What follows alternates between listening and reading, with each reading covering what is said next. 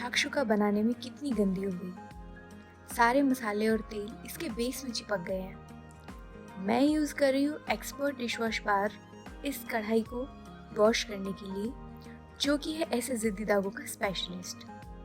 ये है expert dishwash bar का 40 रुपये वाला पैक, जो आता है एक stainless steel scrub, 2 green scrubber और 3 बार्स के साथ। इसको थोड़ा सा ही लें और थोड़े पानी के साथ कढ़ाई के बेस में अच्छे से लगा दें और पानी से धो दें। ये एक्सपर्ट डिशवॉश बार आम डिशवॉश बार के मुकाबले 50% कम गलता है और 1 महीने तक आराम से चलता है। और ये हमारी कढ़ाई से जले हुए ज़िद्दी दाग चले गए, साथ ही हल्दी का पीलापन भी नहीं रहा। Perfect for Indian cooking stains. ये एक्सपर्ट बार बाजार में मिल रहे बाकी ग्रीन बार से बेटर है।